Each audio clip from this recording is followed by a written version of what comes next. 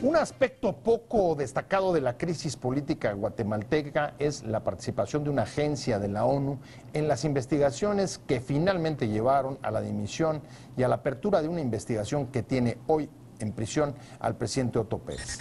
Es la participación de un órgano internacional, de una instancia supernacional sobre un asunto local, lo que hay que apreciar dentro de los hechos que se están dando en Guatemala. De eso vamos a hablar hoy en Opiniones Encontradas. Soy José Buendía. Gracias por estar con nosotros en este programa en el que todas las ideas se pueden cuestionar siempre que se debatan. Vamos a ver unos datos y venimos a nuestra mesa a tener nuestro debate de hoy con dos especialistas sobre este tema. En un hecho sin precedentes en la región del poder de los generales, el presidente de Guatemala, Otto Pérez, renunció ayer para someterse a un proceso judicial por cargos de corrupción a solo 3 días de las elecciones generales. La dimisión fue presentada al legislativo un día después de que se decidiera por unanimidad retirarle la inmunidad. También ocurrió casi al mismo tiempo que un juez emitió una orden de captura en su contra. Tras la salida de Pérez, el máximo cargo político del país lo asume ya el vicepresidente Alejandro Maldonado. Pérez fue acusado el pasado 21 de agosto por la Fiscalía y una comisión de la ONU contra la impunidad en Guatemala de ser uno de los cabecillas de una red denominada La Línea, dedicada al cobro de sobornos a empresarios para elevación de impuestos en el Sistema Nacional de Aduanas. ¿Qué representa su renuncia para el fenómeno de la corrupción en la región? ¿Qué papel jugó una dependencia internacional de la ONU en la dimisión? ¿Es un ejemplo del impacto de la globalización en la política nacional? Posiciones. 1. El vocero presidencial Jorge Ortega anunció el jueves que Otto Pérez Molina presentó su renuncia para mantener la institucionalidad del país y mantener la figura de la presidencia alejada del proceso judicial. 2. Julia Barrera, vocera de la Fiscalía, explicó que el ente acusador solicitará ligar a Pérez el proceso judicial y dictarle prisión preventiva. Una medida, de ser aprobada, hubiera de todas formas significado la destitución automática de sus funciones. 3. Rigoberta Menchú, Premio Nobel de la Paz, declaró sobre la situación en su país que es un gran despertar de la población, es un despertar consciente, pero también es un ejemplo cívico. A mí me impresiona la integración de las marchas pacíficas y multisectoriales, afirmó. 4. La renuncia de Pérez ocurre 3 días antes de que los guatemaltecos acudan a las urnas para elegir al nuevo presidente, vicepresidente, 338 alcaldes, 158 diputados y 20 representantes al Parlamento centroamericano, en unas elecciones marcadas por la crisis política desatada por varios casos de corrupción en el gobierno que ha provocado protestas masivas de repudio.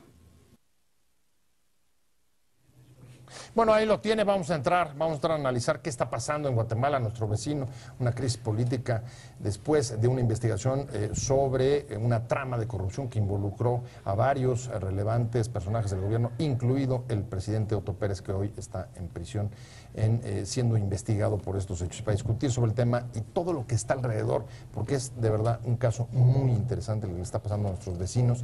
Me da mucho gusto que esté con nosotros aquí José Carreño, que es el coordinador de Global del periódico Excelsior.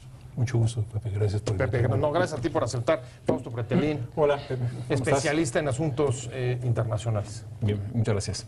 Buenas noches. Buenas noches. Y si quieren vamos directo. Hay un aspecto que no ha sido, digamos, suficientemente tratado. Algo ya escribió Fausto sobre eso, hay que decirlo. Y es que me parece interesante, Pepe, la participación, el papel que jugó una dependencia de la ONU integrada en la Comisión Especial contra la Impunidad, que es la que lleva la investigación bajo el mando de un colombiano que a su vez, Iván Velázquez, a su vez había sido el que hizo la investigación sobre los paramilitares, la parapolítica en Colombia, que casi llega en su momento al presidente Uribe, que es finalmente el que lo saca de la investigación. Y ahora vemos cómo lo que hace en Guatemala es... Sin quitarle mérito a Fausto, es lo menos que es de todo, así es, fue muy importante su texto, pero el tema de la CICIG es más complicado que eso. Vienes, Pepe, vienes. Para empezar, la CICIG entró hoy viernes, curiosamente, en su cuarto periodo, que va a durar hasta 2017. La CICIG, la comisión investigadora, fue en cierta forma es una determinación del propio aparato de gobierno guatemalteco para combatir la corruptela, para enfrentar el problema. Y que entró en el 2012, me parece, o 2017. Y fue el Guatemala entregó, valga la expresión, parte de su soberanía para a un órgano supranacional. A un órgano supranacional encabezado de Naciones Unidas. Ellos cedieron su soberanía y CICIG hizo su trabajo. CICIG también ciertamente tuvo que maniobrar, tuvo que hacer una serie de maniobras para la prolongación de sus mandatos, esas cosas, pero sin CICIG, también es cierto, no habría habido ni la crisis, pero tampoco el resultado, tampoco este resultado tan importante, tan sorprendente y creo yo tan trascendente también, ¿no? Aunque haya sido, como dice Pepe, a voluntad o por petición del propio gobierno guatemalteco, sí estamos ahí frente a un escenario novedoso, Fausto, que es la participación de un órgano supranacional en un asunto netamente de política, tan de política interna que acaba con la renuncia del propio mandatario. Claro, a ver, yo creo que cuando las instituciones son tan débiles, como el caso de Guatemala, cuando no hay una cohesión democrática, no hay una madurez democrática, lógicamente una institución supranacional tiene que entrar, ¿no? Y bueno, no tiene que entrar, pero bienvenida sea. Y yo creo que Óscar Berger en su momento, ¿no? 2007, no sé si con una voluntad muy de él o presionado por el entorno, sí llega a afirmar y aceptar que las Naciones Unidas esté presente en la parte judicial como una especie de catering, en el buen sentido de la palabra, porque precisamente las estructuras de corrupción en Guatemala estaban ya presentes desde los 60, 70 con los generales, y el SAT guatemalteco es precisamente en donde se da el expolio de los recursos fiscales. Es decir, esa estructura es lo que llama la atención en Guatemala y ahí es donde entran Naciones Unidas para hacer las veces de investigación, las veces de generar una institución tipo judicial, porque la enorme debilidad que tenía Guatemala en ese momento pues era abrumadora. Entonces, eso es yo creo que un éxito muy importante en Guatemala. Éxito, ¿no? dice Fausto. Yo te preguntaría, Pepe, ¿es positivo, es negativo que un país entregue su soberanía, como decías tú, a un órgano supranacional para que entre a hacer una supervisión frente a instituciones débiles? Mira, yo creo que el problema es que en este caso los resultados hablan por sí solos, ¿no? Esto es, sí se produce una crisis de gobierno, si lo quieres decir de esa manera, porque no fue nada más el presidente, sino que hace 3 semanas fue la vicepresidenta Rosana Valdetti, hace otro más tiempo y el otro está fugado. Hay candidatos presidenciales que están también salpicados, etcétera. Entonces, claro, si lo ves en términos inmediatos no es tan positivo, pero a largo plazo yo creo que es absolutamente trascendente, tanto que países como en lugares como en Honduras ya se habla de la posibilidad de un CICIG, de pedir un CICIG también para Honduras. Entonces, es una esperanza para países como dice Fausto, con aparatos gubernamentales débiles y con sistemas comprometidos, ¿no? Pero no es una solución fácil. A ver, vamos a ponerlo de esta forma. O sea, a ver, ahí donde la impunidad es alta, conviene la existencia de esta clase de mecanismos de participación de una dependencia multinacional. Está correlacionado con la globalización, ¿no? Es la época siglo XXI en donde el planeta empequeñece de tamaño, da la sensación. La revolución de las telecomunicaciones está de alguna forma haciendo ese efecto del empequeñecimiento del planeta, y precisamente la CICIG, que es la Comisión Internacional contra la Impunidad en Guatemala, entra en 2007 y el propio Óscar Berger sufre, ¿no? la investigación. Gente allegada a él son los primeros que caen por la investigación por corrupción. Así es. Después también investiga a Portillo, que estuvo viviendo, el expresidente Portillo guatemalteco, viviendo en México, acusado de un asesinato, claro. Inclusive. Está en Estados Unidos ahorita pagando una purga. Ya regresó a Guatemala y no lo dejaron hacer candidato. Y eso es de alguna forma algo natural, ¿no? Los entes supranacionales en este momento es precisamente algo que no tendría que ser mal visto, porque en México entregar la soberanía significa pues ceder, ¿no? Todo el país y nos desgarramos las vestiduras y la bandera y demás. Y en la realidad yo creo que Guatemala es un buen ejemplo para decir, ahí tenemos este caso. Es un ejemplo de Naciones Unidas que entra, que también no hay que quitarle peso al Ministerio Público, al Poder Judicial Interno de Guatemala, que también, lógicamente, la Fiscalía cerró filas con la CICIG y está entregando estos resultados, ¿no? Pero yo creo es un caso, yo creo que emblemático en Guatemala, así como en el 54 cayó Jacobo Arbenz por este golpe militar, o en el 81 hubo más de 10,000 muertos guatemaltecos por los comandos, en el 82 el golpe militar de Ríos Montt, viene todo un proceso de paz después, ¿no? Y ahora de alguna forma con esta caída del presidente es muy emblemático, porque es geopolíticamente hablando, Latinoamérica está sufriendo algo muy similar de Guatemala, y que es la corrupción. Es decir, Dilma Rousseff, con 7% de aprobación, está bajo los escombros de corrupción de Petrobras. Cristina Fernández, que ya va de salida, afortunadamente para ella, está acusada también de blanqueo de dinero, porque es accionista de un hotel, ¿no?, en la Patagonia, en donde curiosamente hay mucha venta o alquiler de cuartos y no hay nadie. Y el caso de Venezuela, Ecuador, Perú mismo, ¿no?, que tenía hace un año una gran popularidad del presidente Humala, está cayendo porque su esposa también está metida en problemas. Así es. Ahora, en el caso de México, voy, Pepe. Perdón, sí, algo importante. Pero yo creo que aquí no podemos dejar de ninguna forma de subrayar el papel de la sociedad guatemalteca. Desde abril de este año. Está movilizada. Está movilizada por encima, es decir, estuvieron saliendo semana a semana, sin más bandera que la guatemalteca, a lo largo y ancho del país, es únicamente exigir alto a la corrupción, queremos un gobierno eficiente. A ver, déjame ponerle... Eso es importante. Aprovecho estos dos comentarios y este último señalamiento para ponerte un ejemplo. Sé que son temas distintos, pero no sé, les pregunto si es extrapolable. En el caso mexicano no tenemos una CICIG, una participación de una agencia como esta, pero sí tenemos, por ejemplo, a los investigadores de la Comisión Interamericana de Derechos Humanos investigando el caso Ayotzinapa, alrededor del cual también ha habido una movilización importante. ¿Podría ser equiparable? ¿Eso significa que México también estaría abriéndose a mecanismos o a fórmulas como estas, o solamente ahí, pero no en un asunto como corrupción, como sería el de Guatemala? Bueno, evidentemente sí hay una observación internacional sobre el caso de México, quizás no es equiparable al 100%, pero de alguna forma sí, y tan es así que son los medios de comunicación internacionales los que sí han puesto atención en lo que ha sucedido en el actual gobierno de Peña Nieto, y son los que han revelado algunas noticias que aquí en México quizás no las hemos conocido con amplitud. La Casa Blanca, la Atlaya. Sí, los préstamos al secretario de Hacienda, del Grupo IGA, o sea, son elementos que primero surgen o han surgido en el exterior o asusan más, es decir, investigan más, y pues se habla mucho de que no solamente son instituciones supranacionales, sino que son medios internacionales que actúan como observadores supranacionales sobre los medios mexicanos, inclusive. ¿Tú cómo ves, Pepe? Mira, es un modelo que se abre, Mira, es muy complicado porque la verdad sea dicha, no es una situación simple ni para Peña Nieto ni para el aparato de gobierno, y menos en esta segunda mitad.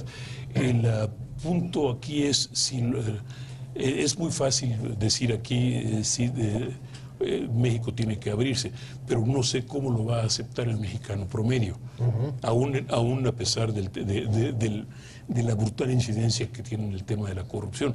Ahora, al mismo tiempo, tenemos un problema enorme, problema que es quizás superior, para mí superior al de la corrupción, que es el tema de la impunidad. Así es. Es decir, porque, perdón, y con el respeto que me deben muchos de los colegas que han hecho trabajo, que en inglés sería groundbreaking, esto es, que han abierto brecha en los medios mexicanos y en los medios externos, pues ha habido un enorme progreso en términos de transparencia, y mucho del trabajo es simplemente forense. Esto es, vamos a ver si las cuentas checan, y es una cuestión de contadores.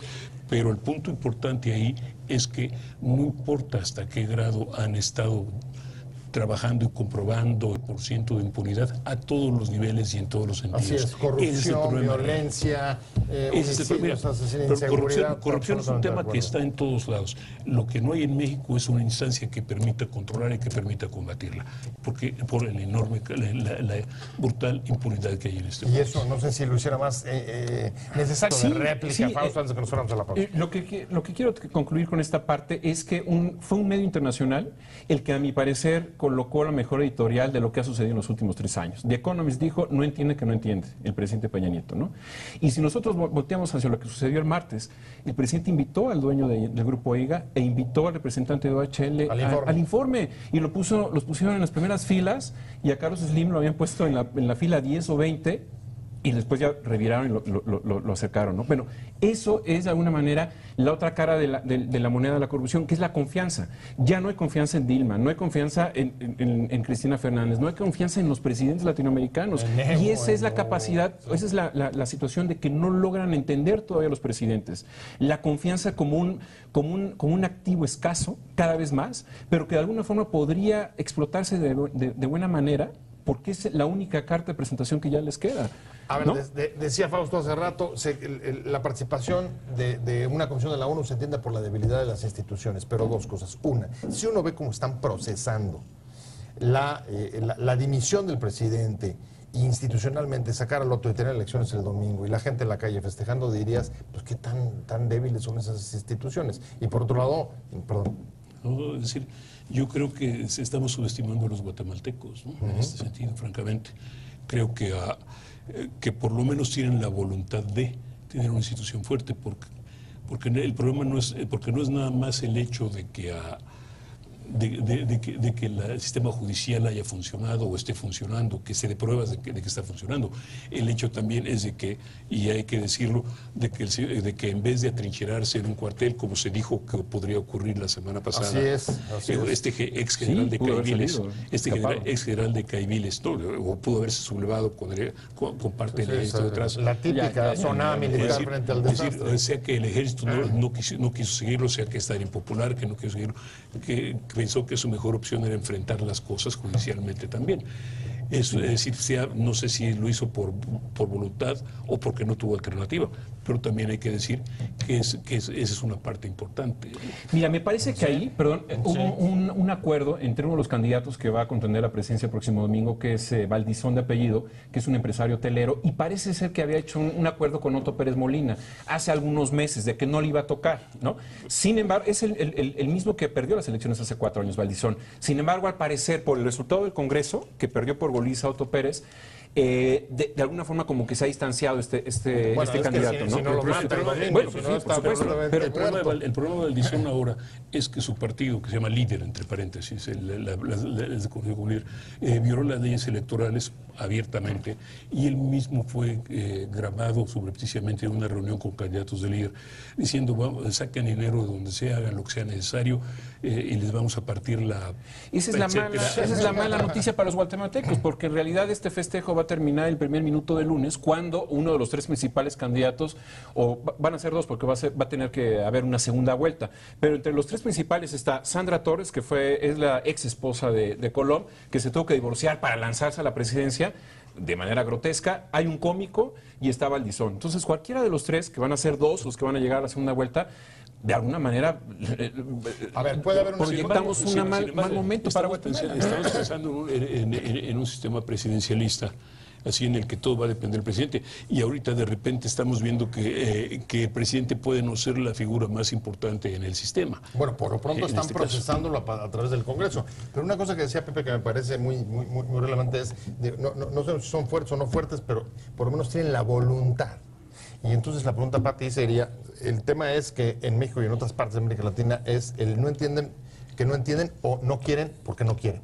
No entienden... Hablando de voluntad. No entienden que de alguna forma, aun cuando Pepe me va a estar en contra de lo que voy a decir, me parece que no entienden que las redes sociales, la revolución tecnológica, lo que ha sucedido con Snowden, con Assange, ha cambiado, ¿no?, la dinámica de la política día a día. Es decir, esa secrecía que existía en el siglo pasado es totalmente ya absorbida ¿no? Totalmente hecha pedazos, ¿no? Por la observación y la presión que tienen los ciudadanos.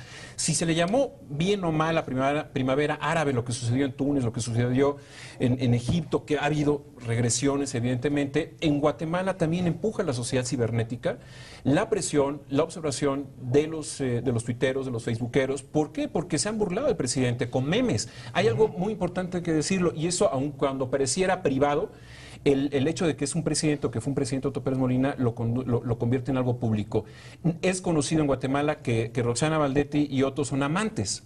Eso habla mucho de la imbricación que estuvo, ¿no? Ligada entre los dos personajes. Bueno, en redes sociales los deshicieron y esa credibilidad, esa confianza, esa estatura de un poder ejecutivo caricaturizado por los internautas, me parece que sí colaboró y mucho para que hoy en día esté en la cárcel Otto Pérez. ¿Qué efectos tiene la caricaturización, Pepe? Aunque sea un público, digamos, focalizado. Es terrible de cualquier manera, ¿no? Es decir, en ese sentido no tengo ningún problema con lo que dice Fausto.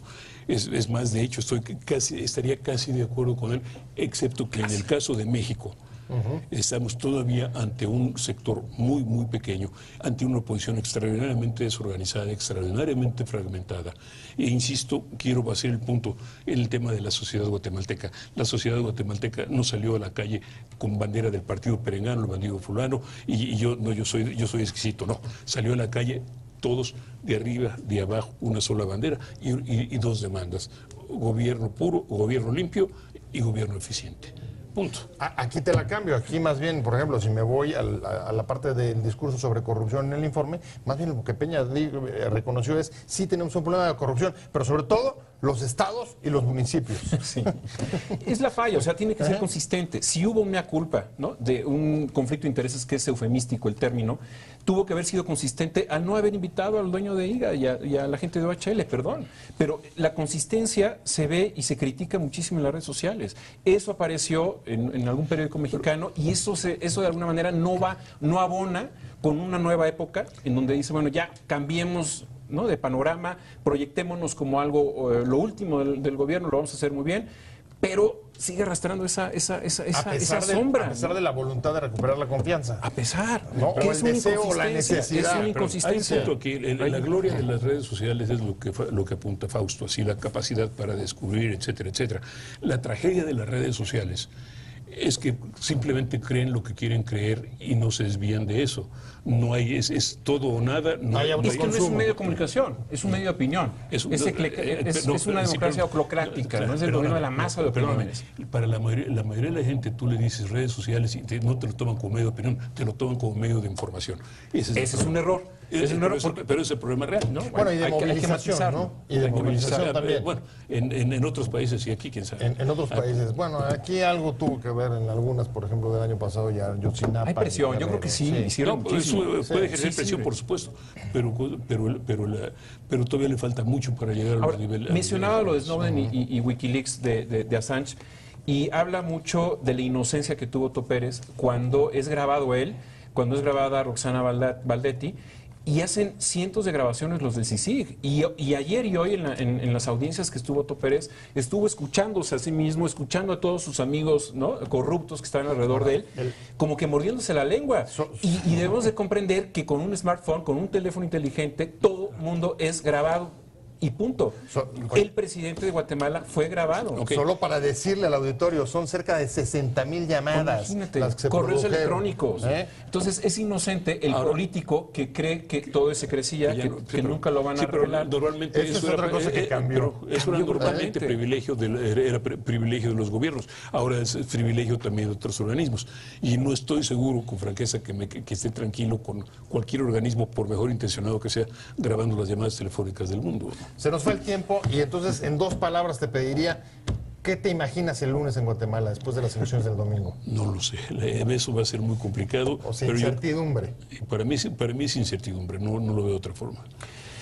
Cuando faltan 4 o 5 días, bueno, es el domingo, pero desde la semana, hace 3 o 4 días, el principal protagonista es el presidente saliente y no el entrante, es que hay algo raro en el país, ¿no? Entonces, lamentablemente la fiesta es bonito lo que está sucediendo, ¿no?, para los guatemaltecos. Sin embargo, bueno, la realidad es que van a quedar dos personajes en la segunda vuelta, que no se va a formar ni una cuarta parte de un presidente, ¿no? O sea, la debilidad va a continuar, porque ¿qué credibilidad tiene Sandra Torres? ¿Qué credibilidad tiene? Hay que ver la conformación del Congreso, ese es otro. Ese es otro tema. Aunque con instituciones que hoy están actuando a la altura de los retos que les está planteando su propia crisis política. Gracias, Pepe Carreño. Como siempre, un placer haberte tenido aquí. Gracias. Coordinador de Global de Excelsior. Fausto Pretelín. Un gusto. Como siempre, especialista en temas internacionales. Gracias, pero sobre todo a usted por haber estado con nosotros en Opiniones Encontradas. Nos vemos, escuchamos próximo lunes aquí 7:30 desde la Esquina de la Información. Y mientras tanto, pásalo muy bien.